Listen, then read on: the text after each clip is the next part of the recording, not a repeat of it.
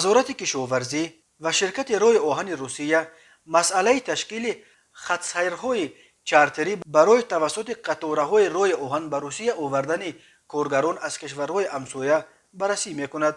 خبر داده است نشریه کمیرسانت. این تدبیر باید مسئله کمبود نیروی کاری در ساحه کشاورزی روسیه را بخصوص در این شب و روز که عین اوج موسم کارهای کشاورزی است حل کند. فعلا مهاجران کاری به روسیه تنها توسط هواپیما می توانند سفر کنند، ولی نرخ هواپیماها خیلی بلند بوده. آنهایی که برای مردکاری در صحرا به روسیه می آیند توان پرداخت پول چپته را ندارند. در تاجیکستان هم که نرخ چپته های هواپیمایی را خیلی بالا بردند، خواهشمندان سفر به مهاجرت کاری به روسیه از مقامات طلب دارند که انتقال مهاجران با روی آهن را که نظر به هواپیما به مراتب ارزانتر است تشکیل کنند. منبع کمیرسانت گفته است که مسئله تشکیل قطارهای چارتری برای آوردن مهاجران هفته گذشته در وزارت کشاورزی بررسی شده است. در این وزارت تصدیق کردند که با منطقه‌های کشاورزی روسیه مسئله تهیه درخواست دستجمعی برای تشکیل قطارهای روی آهن با مقصد آوردن مهاجران را بررسی دارند. در سال 2021 برای کارهای صحرایی به روسیه حدود 38200 مهاجر لازم بوده است. روسیه ماه مارت سال 2020 در پس منظر پاندمی کرونا ویروس ورود مهاجران خارجی را منع کرد. ماه مارت سال 2021 حکومت روسیه به شرکت‌های بزرگی که بیش از 250,000 کارگر دارند و حجم گردششان بیش از 2.5 میلیارد روبل است اجازه داد که از خارج کارگر وارد کند.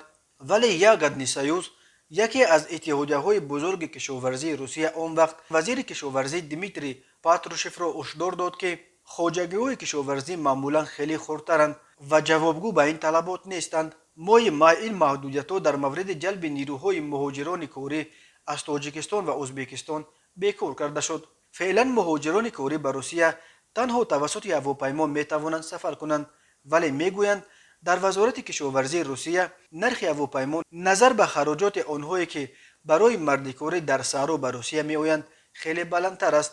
در وزارت گفتند که تشکیل قطارهای روی آهن برای آوردن مهاجران پیشنهاد منطقه‌های کشاورزی است و وزارت از این منطقه‌ها خواسته است که درباره به چه مقدار نیروی کاری احتیاج داشته خود درخواست بنویسند. ماه ایون معاون سروزیر روسیه مراد اوسنولین گفت حکومت مسئله ساده کردن ترتیب ورود مهاجران و تامین آنها با واکسن ضد کرونا ویروس را می آموزد. اوسنولین این را به خصوص برای ساحه ساختمان روسیه فوق‌العاده مهم نامید و گفت در حالی که مهاجران آمادند برای 50,000 روبل معاش هر روز 12 ساعت کار کنند، ساکنان خود روسیه با چنین معاش و چنین شرایط کار کردنی نیستند.